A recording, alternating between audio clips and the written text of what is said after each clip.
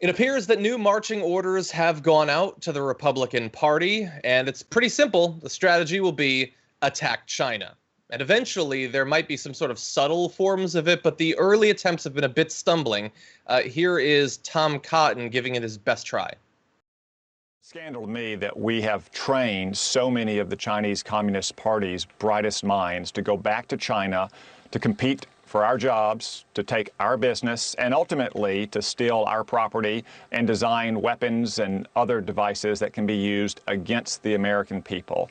So I think we need to take a very hard look at the visas that we give to Chinese nationals to come to the United States to study, especially at the postgraduate level in advanced scientific and technological fields. You know, if Chinese students want to come here and study Shakespeare and the Federalist Papers, that's what they need to learn from America. They don't need to learn quantum computing and artificial intelligence from America. Okay, so we're going to have the details about the marching orders for just a second, but I just wanted to give us a chance to respond specifically to what Tom Cotton said. There was a lot that was stupid there, but I do want to give him credit for pointing out that if you want to learn about Shakespeare, where better to go than a country he wasn't born in, never lived in, and didn't die in, like America. The country didn't even exist back then. No. But chance of Tom Cotton knowing that. Well, let's put it this way. A Chinese student is more likely to know that than Tom Cotton. Okay, so look, we're about to tell you the avowedly racist strategy that the Republicans have adopted one more time, that Tom Cotton is the first to road test, along with a couple of other Republicans in the country. Specifically about Cotton's comments, this is the kind of ignorance that the right wing loves, and they see the polling apparently is working well for them on this. So they're like, oh, I got it. What if we bottle up the whole world and we bottle up information and we make it seem like, the Chinese are particularly odious. And when they come to our universities to learn like anyone else, they're doing it in some nefarious plot to steal our information by attending college. Mm-hmm. No, you're just trying to rile people up against Chinese in general.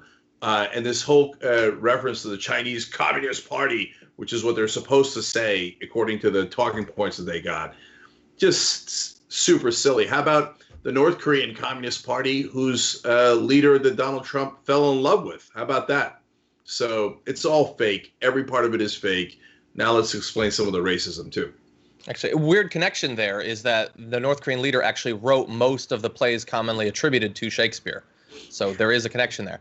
But anyway, here's basically what we know about the strategy. So it stresses three main lines of assault. That China caused the virus by covering it up, that Democrats are soft on China, and that Republicans will, quote, push for sanctions on China for its role in spreading this pandemic. And it says specifically, according to this memo, don't defend Trump other than the China travel ban, attack China. Which is, it's always interesting when you say explicitly, like, hey, our president, indefensible. Don't waste your time. Don't defend him, except on this one thing. Instead, just attack. And I've actually seen a bit more of it happening today, which we'll get to. But let's also briefly mention that while this appears to be sort of an organized strategy on the Republican side that has been rapidly disseminating, multiple different politicians doing this in one day, it's not like you can't find this on the other side, too. I mean, Joe Biden had that ad that was sort of implying that Trump hadn't been sufficiently harsh on China. So this sort of xenophobia or trying to make a convenient target to sort of distract people, that's not just going to be Tom Cotton and Donald Trump. Yeah, we've got other examples in a second. But look, the Republican Party ran on what's called the Southern Strategy for decades. That is, after Lyndon Johnson got the Democrats to pass the Civil Rights Act and the Voting Rights Act, the Republicans sensed an opportunity to get racist votes in the South. This is literal. The head of the Republican Party, two different heads of it at two different times, has apologized for running this avowedly racist strategy for decades. So they jumped in and said, oh, these Democrats are the ones trying to give black people rights and freedoms. We're against that. So, hey, racists, come vote for us. That's why they captured the South. Now, which used to be Dixiecrats, or used to be Democrats, now the Republicans took on the mantle of racism. And then they've done it to target other groups at different times. 2004 election, they did anti-gay ballot measures all across the country to rile up hatred against gay people so that people would go out and vote for George W. Bush's reelection, which sorely needed the help because of the disaster of his first term. Mm-hmm. So here they go back to the well. Now we're not doing it to black people, except our general stance against them in every policy we have. And we're not running a particular political strategy against gay people in this election. We've got a new boogeyman, the Chinese. Okay, mm-hmm. Chinese, they're the problem. Later in the memo, they explain, now, look, you'll be charged with racism. You know why they say that? Because they know it's a racist policy. Mm-hmm. That's why. John, have I ever sent you a memo saying, hey, we're going to do this story that is against this particular ethnic group, and afterwards we'll be charged with racism. So mm-hmm. here's your fake talking points on how to combat that. Not the Chinese specifically. There's a few instances. No, you've never sent me a talking point ever. So it's obvious they know it's racist, and they put out a couple of talking points you're supposed to say about their obviously racist strategy, mm-hmm. which is no, we're saying the Chinese, and obviously you'll attack Chinese and other Asian people in America, but we'll say we meant the Chinese Communist Party, of course, the no good Chinese Communist Party, which, by the way, just gave more trademarks to Ivanka Trump, which we really appreciate, and that's why we made some deals with them on the side. But otherwise, we're so against. Exactly. Yeah. And let's also bear in mind that this seems to be sort of advice going out to politicians now, and we can expect that as soon as they roll it out, you're going to have hosts on Fox that are going to be doubling down on it. But you can never really say exactly who started it, if it's the chicken or the egg, because it's been weeks and weeks now of Sean Hannity and Tucker Carlson pushing, calling it the China flu and stuff like that, and saying explicitly that we're not making it enough about the Chinese. So they've been doing that for some time. And I don't have exact quotes, but I've been trying to follow along as we've been doing this. Trump is doing his press conference right now, and he apparently floated in some way some sort of sanctions or reparations that we want to get from China for their role in this. I don't have the details on this, but that would certainly be a new direction to go in. Okay, it's two things about that. Number one, they're like, okay, we're going to do sanctions on China. You've been doing sanctions all along. Mm-hmm. It's not because of the pandemic. It's because Trump believes in sanctions. And the coronavirus wasn't around 3 years ago when you started the sanctions. So, but again, facts don't matter because they're Republicans. And if you don't know that by now, you're lying or you're pretending. You know that. You know the Republican Party is not attached to facts. Anyone who thinks otherwise is an absolute fool. Right. Yeah. And then in terms of saying, well, China caused don't get me wrong. Do I think the Chinese government, do I trust their numbers? No. Do I think that they hid a lot about the coronavirus? Absolutely. Is there a smart way to push back against that? Yes. Is it to run your political strategy to defeat Joe Biden and the Democrats? Wait a minute. That has nothing to do with our foreign policy with China. Exactly. Okay. Mm-hmm. And then in terms of that pushback against China, if it was really about that, you would change some policy. But you already have the sanctions. All you're doing is, this is a 57-page memo saying not our policy, our political strategy is to blame it on China. But if we're doing that, guys, we now have the most cases of coronavirus in the world by a lot. We have over 1 million cases. We crossed that today. And we have 56,000 that are dead already.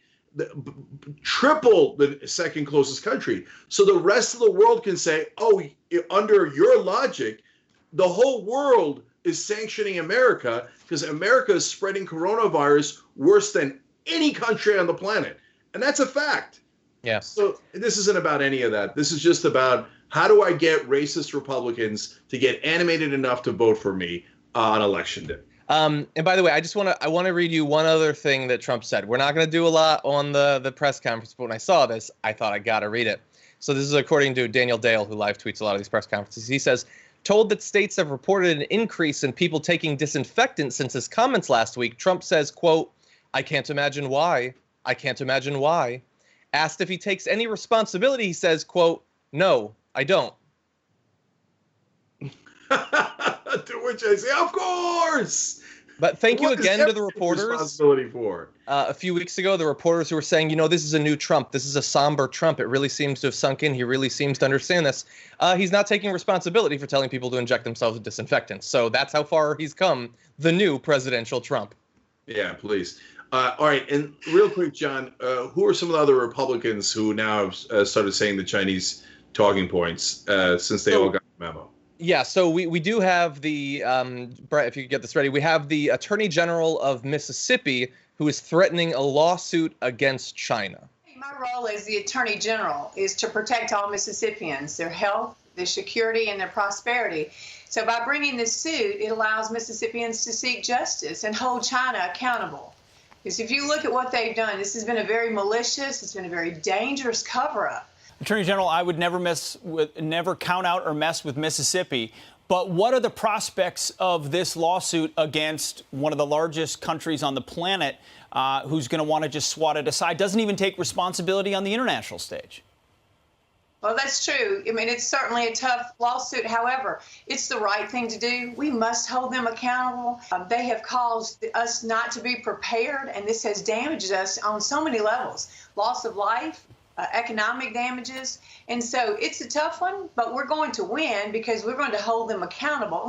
You know, John, that's just a wild coincidence that Republican officials in Mississippi and Republican senators and the president all happen to be saying the same talking points after they all received a memo with those same exact talking points. What a wild coincidence. I'm sure that she's really looking out for the taxpayers of Mississippi, looking to win that lawsuit, which has 0% chance of succeeding.